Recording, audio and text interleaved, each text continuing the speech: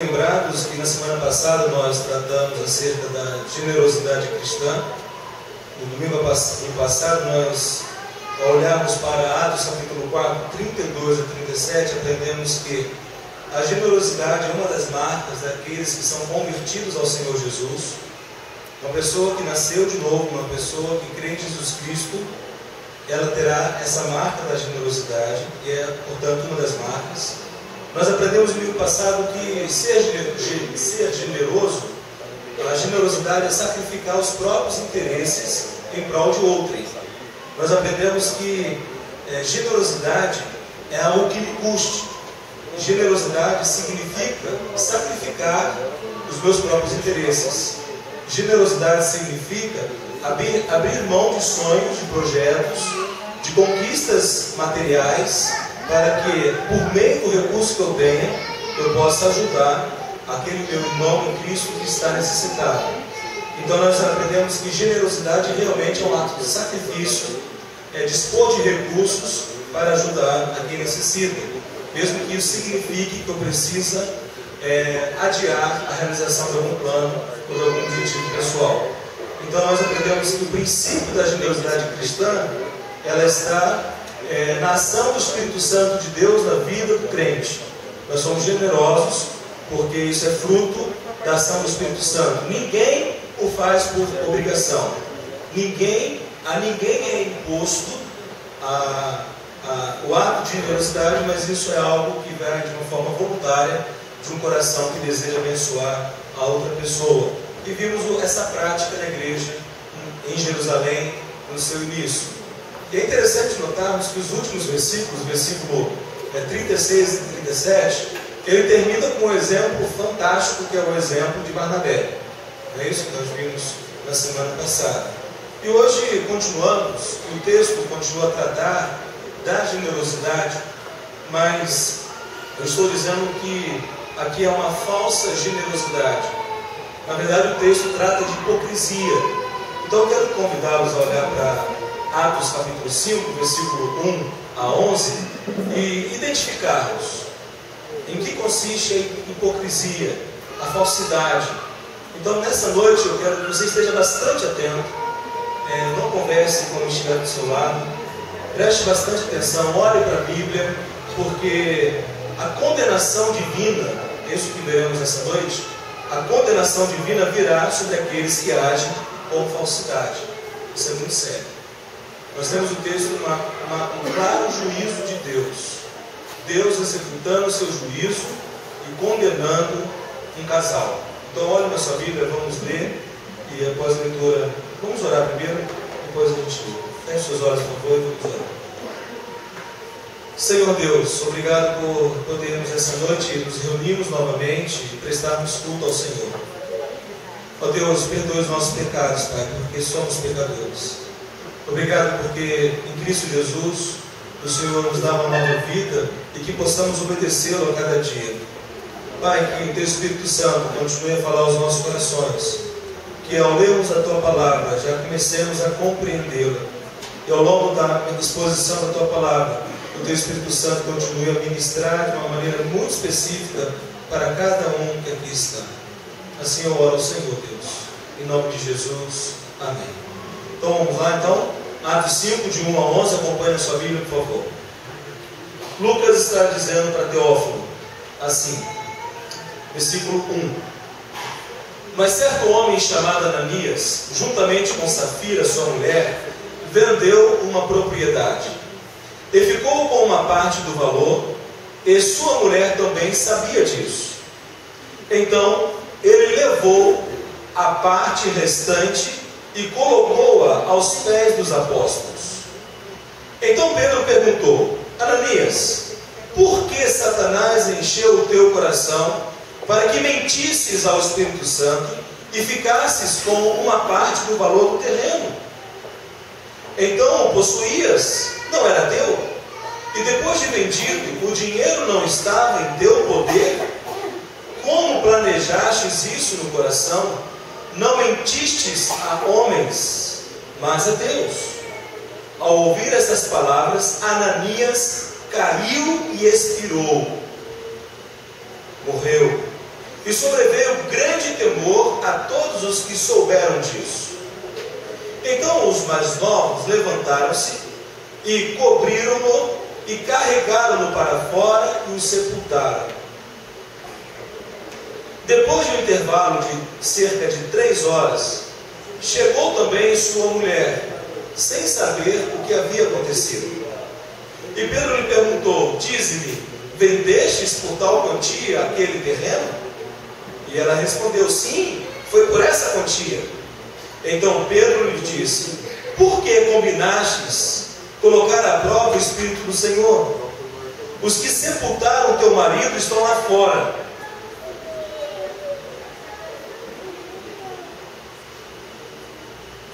e eles também te levarão. Na mesma hora, ela caiu aos pés dele e expirou. Então, os mais novos entraram, acharam-na morta e, levando-a para fora, sepultaram-na ao lado do marido. E um grande temor tomou conta de toda a igreja e todos os que ouviram essas coisas.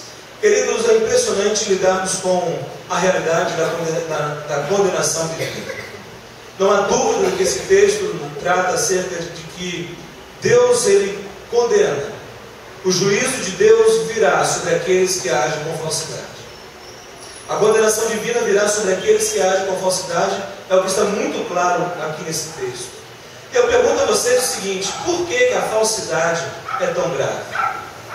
Por que agir com falsidade, agir com hipocrisia é tão grave, é tão sério? Quantas pessoas têm usado de falsidade umas com as outras? Quantas pessoas agem com hipocrisia?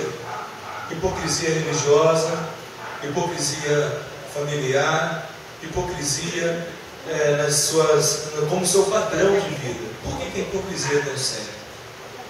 Temos que compreender que ela é séria porque a hipocrisia ela é um desvio da verdade. Quem age com hipocrisia, quem age com falsidade, está se desviando da verdade. Não somente isso, mas agir com hipocrisia, agir com falsidade, é uma ação de engano. Você está enganando a outra pessoa, você está dizendo aquilo que você não é, você está mostrando algo que tem aparência, que é verdadeiro, que é bom, que é bonito, mas isto não confere aos fatos. Agir com falsidade é agir com fingimento quanto àquilo que não se é.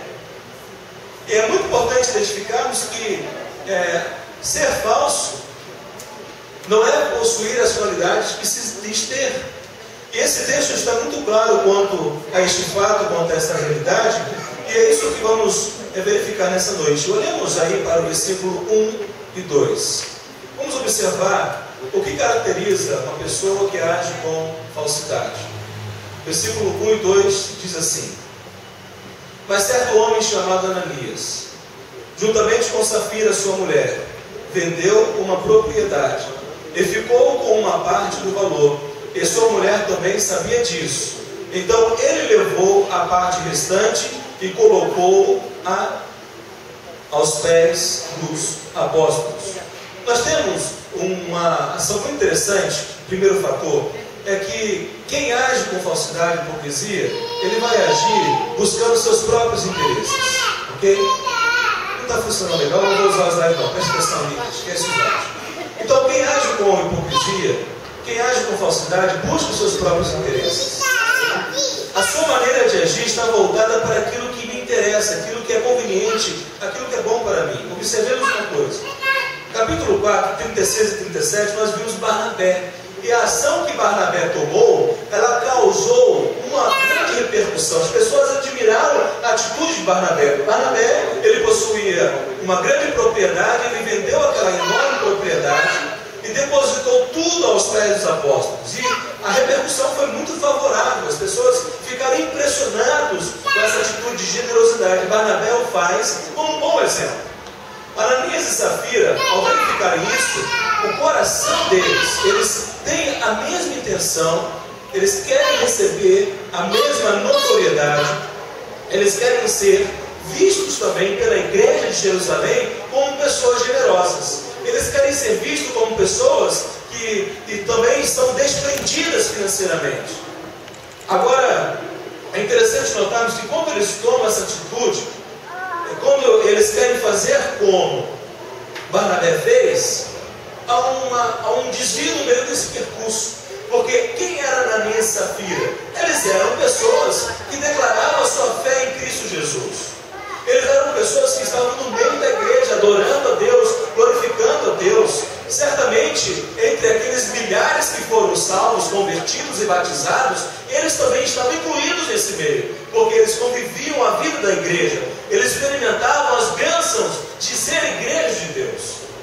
Então um desvio acontece no coração deles, no momento em que eles se deixam ser seduzidos, se deixam ser levados pela aparência, pelo desejo de também poder serem aplaudidos pela igreja. E aqui, meus irmãos, é algo muito sério, porque o nome Ananias significa Deus é cheio de graça. O nome Ananias significa isso. Porém, Ananias, ele descobriu que a graça de Deus não anula a sua santidade e juízo. E hoje há um viés bastante perigoso, que as pessoas falam, mas Deus é um Deus de graça. A graça de Deus é muito grande. A graça de Deus superabunda diante ao pecado. Isso é uma verdade. E em nome da graça de Deus, muitas pessoas têm vivido uma vida cristã, uma vida religiosa de hipocrisia, confiados de que a graça de Deus superabundará em ações de falsidade. E aqui nós temos um homem cujo nome significa Deus é cheio de graça, mas esse homem reconheceu no seu momento do juízo de Deus que a graça de Deus não anula a sua santidade e o seu juízo. O nome Safira significa bela. O nome Safira é uma que expressa beleza. Sabemos que é uma pedra preciosa, não existe uma pedra preciosa com esse nome. No entanto, nós podemos observar que em Safira, aquilo que é belo, por causa do pecado, por se entregar a uma prática pecaminosa, sendo seduzidos por Satanás, Safira pôde ver o quanto que o seu coração era horrendo, o quanto o seu coração ele era destrutivo. O que temos então, meus irmãos? Primeiro, a falsa generosidade, ela surge no coração daqueles que buscam os seus próprios interesses, daqueles que usam daquilo que é sagrado de uma maneira profana. É muito importante pararmos e pensarmos nisso, porque Ananias e Safira, eles queriam a glória para si. Os estudiosos têm comparado a ação de Ananias e Safira como a ação de Acã. Acã se apropriou daquilo que não deveria. Se não fosse consagrado a Deus, ao templo, deveria ser destruído. Mas Acã o que fez? Reteve para si. Ele agiu com mentira, ele agiu com falsidade. E o juízo de Deus, ele vem de uma maneira fortíssima diante ao povo de Israel. Não somente sobre Acã e a sua família, mas todo o povo sofre com o ato de desobediência de Acã. O que precisamos entender, meus amados irmãos, é que a falsidade, ela sempre estará presente no coração daquele que busca seus próprios interesses, que usa da situação para agradar a si mesmo. Agora olhamos para o versículo 3 e 4. Olha aí, por favor. No versículo 3 e 4, Lucas continua a relatar de onde provém a busca de próprios interesses. Versículo 3. Olha só o que Pedro fala. Então Pedro perguntou: Ananias, por que Satanás encheu o teu coração para que mentisses ao Espírito Santo e ficasses com uma parte do valor do terreno? Enquanto possuías, não era teu? E depois de vendido, o dinheiro não estava em teu poder? Como planejastes isso no coração? Não mentistes aos homens, mas a Deus. Amados, a falsidade, ela provém de nossos próprios interesses, mas também ela provém de um coração que é mentiroso e enganoso. Jeremias capítulo 17, versículo 9 fala que enganoso é o coração humano, mais astuto do que qualquer outra coisa. O que temos aqui é a identificação que Ananias e Safira, embora junto com a igreja, vivendo as bênçãos de Deus, mas permitiram com que os seus corações fossem enganados por Satanás. Eles caíram na armadilha de Satanás. Eles deixaram de olhar para Cristo Jesus, eles deixaram de olhar para a cruz e passaram a olhar para si mesmos e os desejos enganosos de seus corações. E o que temos aqui é a atitude de mentira. O apóstolo Pedro é muito claro em dizer a Ananias: para que mentistes? Por que você permitiu que Satanás colocasse no teu coração algo tão maligno? Por que você deixou de vigiar? Por que você deixou de dar ouvidos a Deus e deu ouvido a Satanás? E nós precisamos reconhecer aquilo que Jesus conta, a parábola do joio e do trigo. Quando aquele que semeia o trigo, mas à noite vem o ladrão e semeia o joio. E meus queridos irmãos, quantas vezes o Satanás tem semeado nos nossos corações aquilo que fará com que tomemos postura de joio no meio da igreja de Deus. E aqui é algo extremamente sério, porque nós estamos lidando de uma maneira muito clara, através do engano do coração, de um coração que é mentiroso, a caída de Ananias, o caminho para o juízo condenativo de Deus. Eles estavam mentindo não a homens, mas estavam mentindo a Deus. É interessante notarmos que a autoridade apostólica é algo muito sério, o que temos aqui no texto. Eles não mentiram a Pedro, mas mentiram a Deus. Eles não mentiram à igreja de Deus, mas mentiram ao próprio Deus. Seu pecado foi um pecado de mentira. Eles nem precisariam ter dado aquela oferta. Eles não foram obrigados a fazê-lo. É interessante ver o que Pedro diz. Olha só: para que mentistes, versículo 3, a parte final dele, para que mentistes ao Espírito Santo e ficastes com uma parte do valor do terreno, enquanto possuías não era teu, e depois de vendido o dinheiro não estava em teu poder? Notemos que a repreensão, o juízo de Deus proveio porque eles usaram de mentira. Eles disseram que estavam dando tudo. Eles disseram que estavam fazendo como Barnabé fez. Eles queriam ser aplaudidos, reconhecidos, como Barnabé o fora.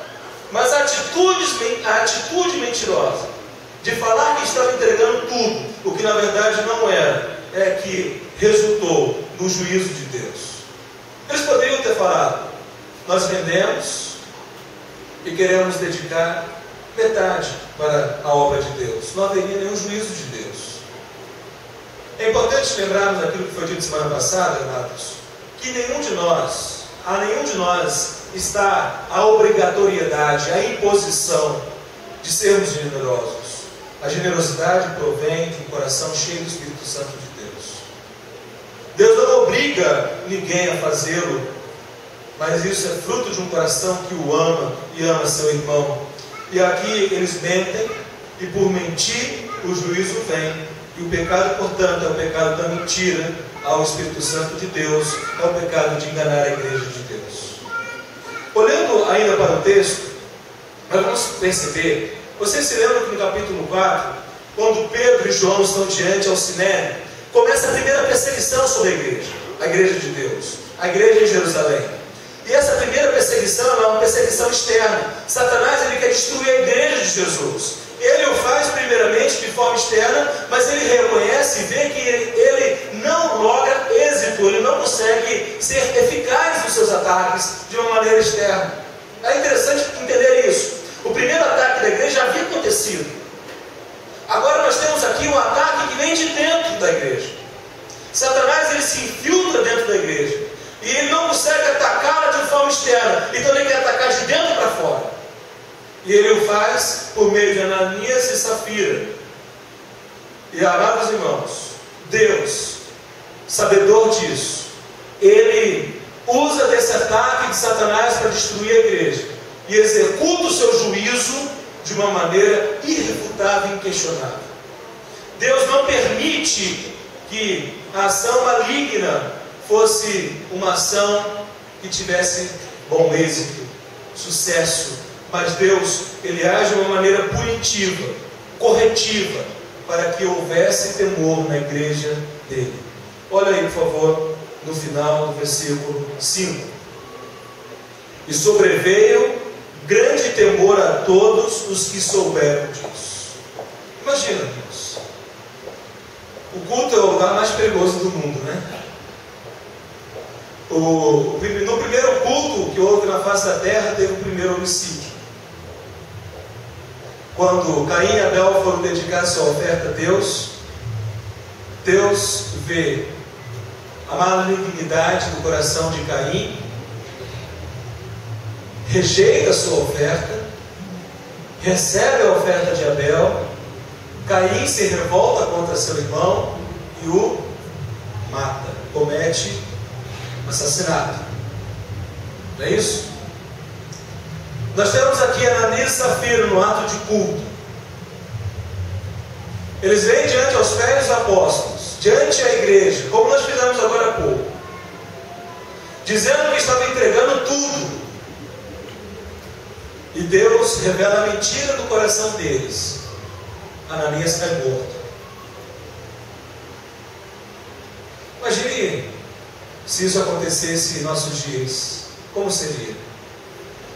Você vem à frente dizendo que está dedicando a Deus o seu dízimo. Estou dedicando a minha 10ª parte. Você está mentindo. Imagine se você caísse morto aqui. Falsidade. Hipocrisia. Exatamente isso que aconteceu.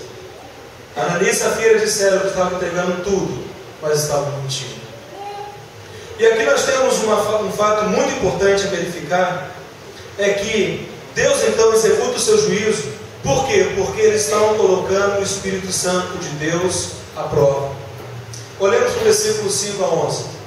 Diz assim: ao ouvir essas palavras, Ananias caiu e expirou. E sobreveio grande temor a todos os que souberam disso.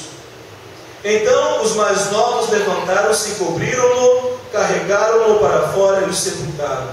Percebeu que não houve velório? Perceberam que a Safira nem sabia o que ocorrera com seu marido? Meus irmãos, uma coisa que nós precisamos aprender é ter temor a Deus. Nós brincamos muitas das vezes de sermos crentes. Nós brincamos de sermos religiosos. Temos perdido o temor a Deus. Olhamos a continuidade. Versículo 6. Então, os mais novos levantaram-se e cobriram. Aí já foi. Versículo 7. Depois de um intervalo de cerca de 3 horas, Safira não sabia o que tinha acontecido. Chegou também sua mulher sem saber o que havia acontecido. E Pedro lhe perguntou: dize-me, vendestes por qual quantia aquele terreno? E ela respondeu: sim, foi por esta quantia. Então Pedro disse: por que combinastes colocar à prova o Espírito Santo do Senhor? Interessante que ele fala aqui. O que nós temos aqui é exatamente a ideia de que Ananias e Safira, antes de vender o terreno, eles combinaram que iriam mentir. É importante perceber isso no texto. Há uma combinação entre Ananias e Safira. Vamos falar que entregamos tudo, mas vamos guardar uma parte para a gente. Percebe o pecado? Versículo de número 9. Os que sepultaram teu marido estão lá fora, eles também te levarão. Na mesma hora ela caiu aos pés dele e expirou. Então os mais novos entraram, acharam-na morta, e levando-a para fora, sepultaram-na ao lado do marido.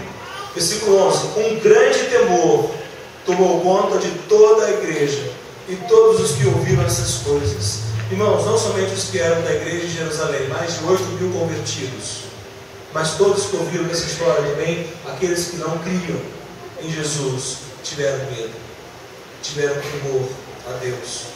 Então, o que temos é, exatamente no versículo 5 e 6, é o pecado sendo exposto.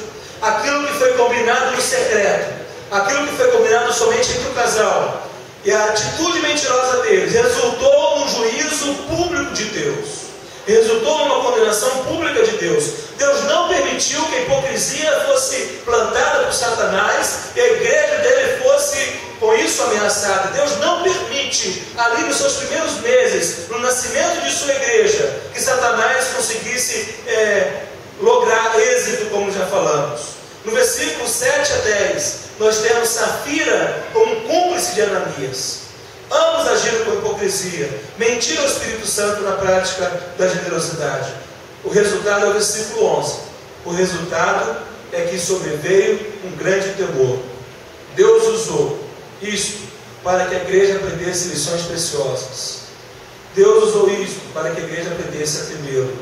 Porque se Deus não tivesse agido ali com juízo, com punição, Satanás ele conseguiria, de alguma maneira, esfriar, retroagir o crescimento da igreja. Mas se cumpre aquilo que Jesus falou em Mateus 16:11: eu edificarei a minha igreja e as portas do inferno não prevalecerão contra ela. Nesse texto, meus irmãos, nós temos exatamente essa ação de Jesus.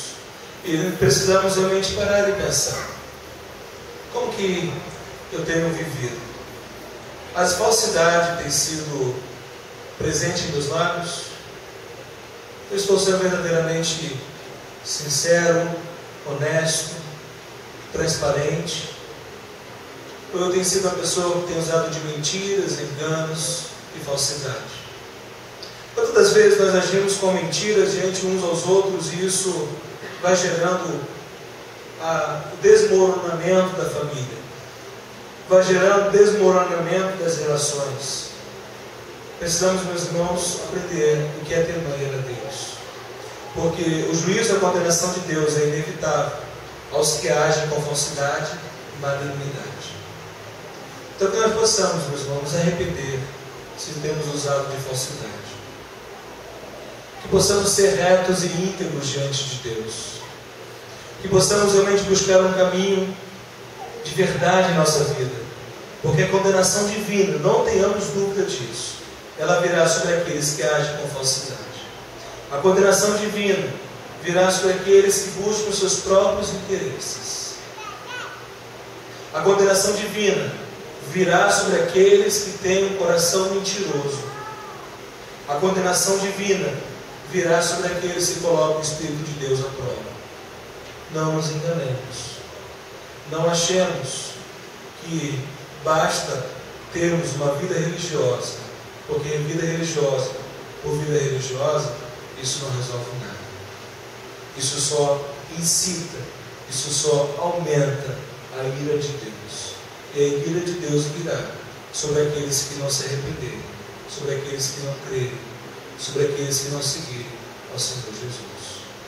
Eu quero convidar a fechar os seus olhos, para chamar a equipe de louvor aqui à frente, que você possa, nesse autoexame, agora, aí onde você está, confessar a Deus, reconhecer diante de Deus se você tem agido com mentiras, se você tem agido com falsidade, que você possa pedir perdão a Deus por isso e mudar, meus irmãos, tomar novas atitudes, nova postura. A falsa generosidade, ela resulta na condenação de Deus, mas a verdadeira generosidade, ela é obra do Espírito Santo de Deus em nossa vida. Vamos orar. Quero os seus olhos. Pai querido, obrigado por tua palavra, Senhor. Sabemos que o teu Espírito Santo sonda os nossos corações e mentes. Nada em nossas vidas pode estar oculto diante do Senhor. E meu pedido a Ti, Pai, é que naquilo que nós temos cedido aos enganos de nosso coração, as decisões que temos tomado e são contrárias à Tua palavra, perdoa-nos, ó Deus.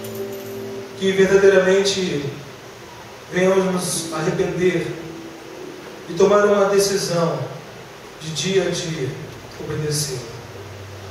Ó Pai amado, que não sejamos contados entre aqueles que serão joios, que não sejamos contados entre aqueles que rejeitaram a Tua palavra, mas que possamos estar entre aqueles, ó Pai, que foram fiel um pouco, entre aqueles, ó Deus amado, que renunciaram a sua vida para seguir a Jesus e reconhecem, ó Deus, que aquilo que Jesus fez é suficiente.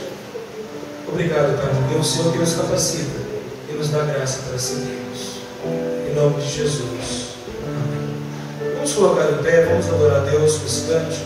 O meu coração é tudo que há em mim. Quero meu viver por amor a Ti, meu Rei. Meus sonhos rendo a Ti, os meus direitos dou. Orgulho vou trocar pela vida do Senhor.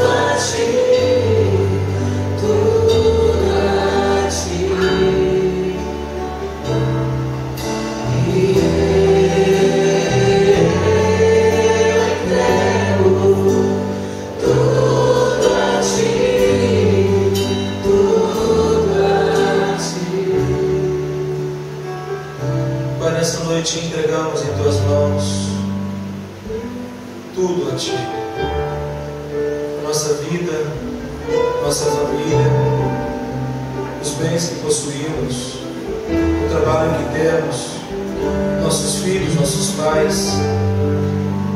Ó Deus, sabemos que Tu és soberano, Senhor, e que verdadeiramente, ó Pai, nossa vida possamos reconhecer, ó Deus, que Tu és dono de todas as coisas, e nós somos simplesmente mordomos, somos simplesmente administradores que em passagem estamos nessa terra, e um dia, ó Deus, estaremos diante da Tua presença e seremos por Ti, ó Deus, haveremos de prestar a Ti contas de tudo quanto o Senhor nos confia. Quando esse dia chegar, que nós estejamos preparados, ó Pai, porque vamos prestar contas, quer queiramos, quer não, mas vamos prestar contas ao Senhor. E ó Deus, que nós possamos, ó Pai, verdadeiramente, quando vivemos nessa terra, tomarmos essa decisão e tomarmos, ó Pai, a atitude diária de seguirmos Jesus Cristo fielmente. Ó Deus, não praticando pecado, mas praticando uma vida de justiça na Tua presença. Em nome de Jesus, oramos e agradecemos. E agora, com o amor de Deus, que a graça e a paz do nosso Senhor e Salvador Jesus Cristo e as doces consolações do Espírito Santo de Deus seja com o seu povo, hoje e para todo sempre.